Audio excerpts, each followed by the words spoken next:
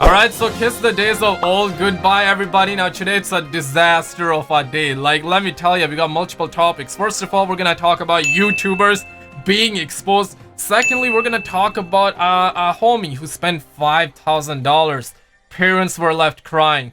Parents were left crying. He emptied out their bank account, their credit card. We also have CEOs plotting, and this one is interesting. And before I get into it, I'm on my knees, okay? I'm on my knees. Stop ruining video games. Stop doing this, okay? We're hearing CEOs, okay? I got clips to show you. CEOs are plotting something very disgusting, guys. For example, I'm gonna take Modern Warfare. Let's hope it doesn't happen in the Modern Warfare, but I'm gonna take this as an example, okay? Don't get it twisted. This is just an example, but we're hearing this from CEOs that they are thinking about, hey, let's say Lil Bob got 22 kills in Modern Warfare multiplayer, and he knows that on the 25th streak, he's gonna get the nuke streak, maybe Moab, something like that. So guess what he does? He start camping, and all of a sudden, he realizes that he doesn't have any ammo left. And he's like, should I go out and risk it and maybe get ammo that way from somebody? Or should I click yes on the pop-up that I just got, which is a new microtransaction system designed for all them bobs out there who don't have any ammo left. Basically, it's gonna be a pop-up that will occur that will tell you, hey,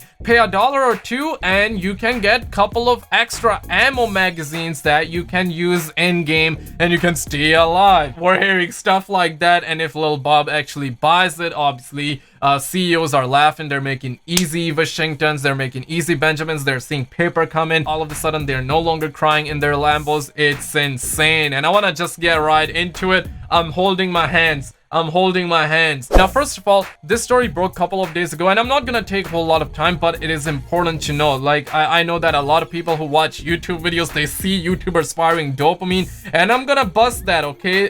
Here you're gonna find answers, ladies and gentlemen. We're hearing that FTC panel reveals troubling relationship between streamers and loot box creators. I'm not one of them, okay? I'm not one of them, and therefore you can smash that like button. I want to be firing dopamine too, guys. Hit that like button. But this one is very sad, okay? And I quote, the remarks were made today and broadcast live online during a day-long loot box workshop hosted by the US Federal Trade Commission. Derani was invited to participate in the first panel of the day, as his organization represents dozens of content creators, including Jose Antonio, aka Angry Joe, and Major League Baseball pitcher Trevor May. And during a question and answer period, Derani was asked by the FTC Brittany Ferreseto about the nature of the disclosures his client must make during their streams. And I quote, based on your expertise, Ferreseto asked, do video games publisher pay these content creators to open loot boxes? Do they pay for the loot boxes? And if so, do they at times give them better odds than the public at large? And how much of that is disclosed? And then they followed up by saying companies do pay for that sort of thing. Derani said it's pretty uncommon for it to specifically be, hey, just open a bunch of loot boxes, but we've definitely seen that. And we're also hearing things like, I've definitely been in a room where a publisher said, we could do better odds on the packs that this person opens for promotional purposes. That's only been one time. And you know, this is such a yikes, bro, because I know that some YouTubers, number one, they are paid, so they're automatically firing dopamine. Then they get to make a YouTube video where they just have to sit around and open up loot boxes, and all of a sudden they're firing more dopamine and they're making a YouTube video. So obviously they're gonna see views come in, they're firing more dopamine, and views mean more ad revenue, and they're getting paper coming. All of a sudden they're seeing more Benjamins, and all of a sudden they're like going in, getting schlongs involved. And not only that, they're getting better odds, bro. And you know what this means? Let's say, okay, Lil Bob has seen some shine through microtransactions, and he's like, yo, this is a very shiny object, wonder if I can have it. And then Lil Bob is like, yo, to acquire that shiny object, I'm hearing that 1% chance, maybe I should not buy it. And I'm like, yo, that's very smart moves. And I'm being very generous when I say 1%. It's like 0.000 some percentage, right? Like, I'm being very generous when I say that, right? But you know, Lil Bob is woke. He's like, he's gonna finesse the system. He's not gonna get in the system. He's not gonna get done. And all of a sudden, guess what? He sees that YouTube video. He sees that YouTuber firing dopamine. He sees that YouTuber see all the shine come in. He sees that YouTuber is enjoying himself, and he get that shiny object, and he doesn't know that that YouTuber may have a better odd, maybe 10%, maybe 20% of acquiring that object. And all of a sudden the logic goes out of window. They're like, okay, 1% chance, whatever. I saw this YouTuber get it after opening it like 5-10 packs. I can also bust out an Andrew Jackson and maybe get that item as well, and I will be firing a lot of dopamine. All my problems will be solved. All of a sudden I will feel like a hero. I haven't drank any G Fuel. So you know what? I'm gonna feel like a hero. Let me go ahead and drop that Andrew Jackson, and guess what? He drops it, gets disappointed. All he got was stickers, some cat stickers if he was playing Black Ops 4, right? So this is actually happening, and today things got pretty out of hands.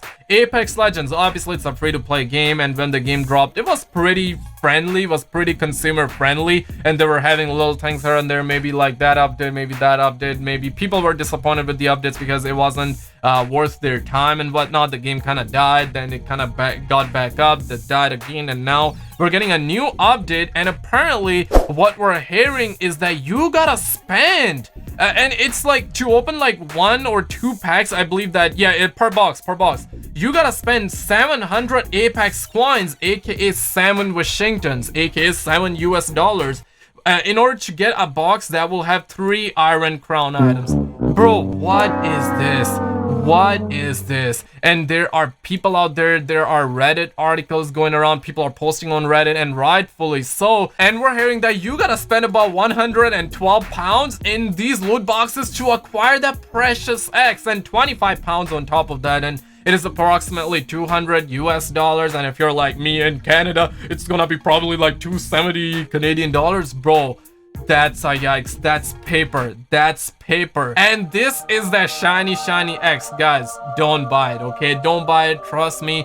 Go out there, maybe go on a date, maybe go out with your friends, maybe watch a movie with them, maybe order food. You're gonna have a better time there. Obviously, I don't want to sound like somebody who's giving you money advice, like you do you, right? Also, I got about 2-3 clips to show you, and this first one is pure comedy. Check this out. That slot machine factor is so powerful, it overrides the logic and the reason.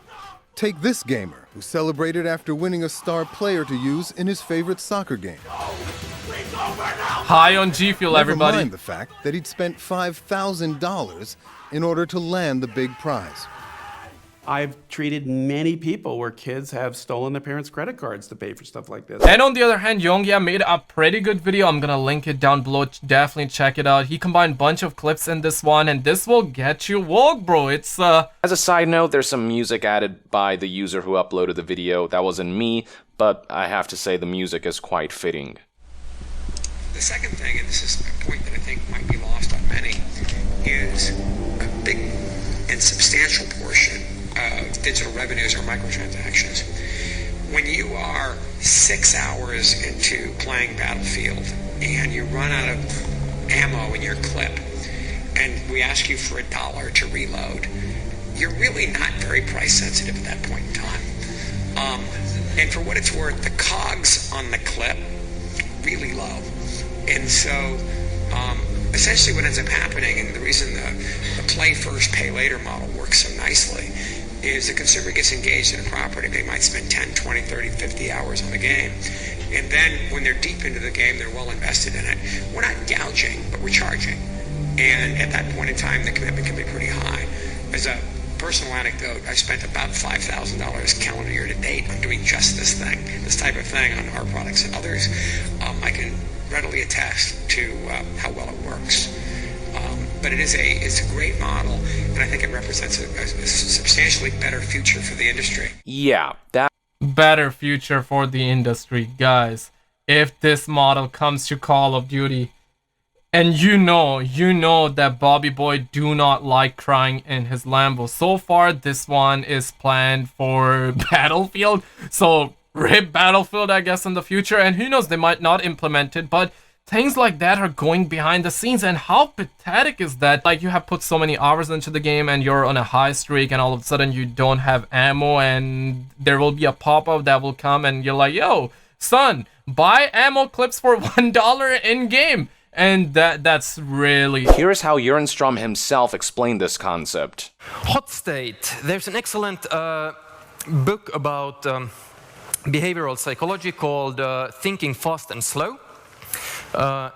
This is the fast thinking. I'm telling you that the fast thinking mode is what you want.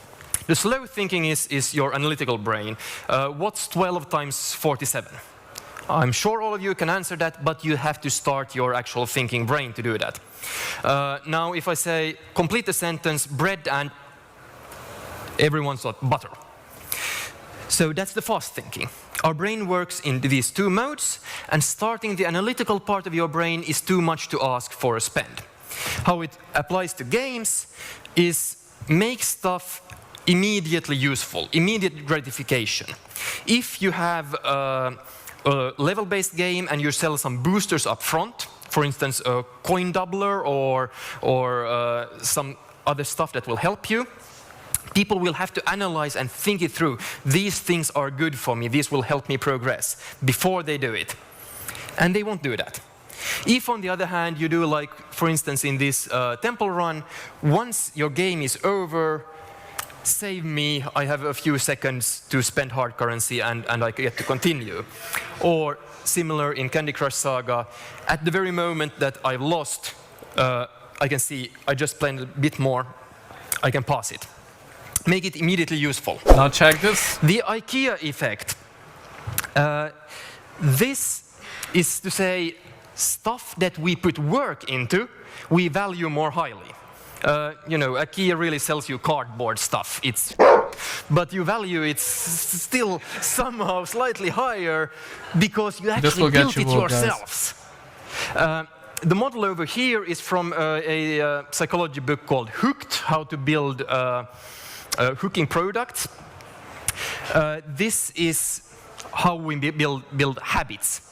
There's a trigger to remind us to do something, then we go do an action, we get the variable reward, just like the gachas, we get the lottery ticket, and then, to really hook it down, we need to ask people to do something for us, do a little bit of work, because then they become emotionally attached to that.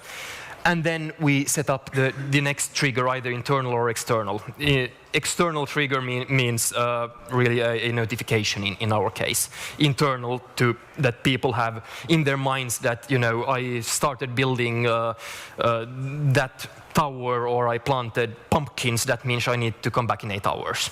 So that's the trigger. And then we go round and round, and we have the habit.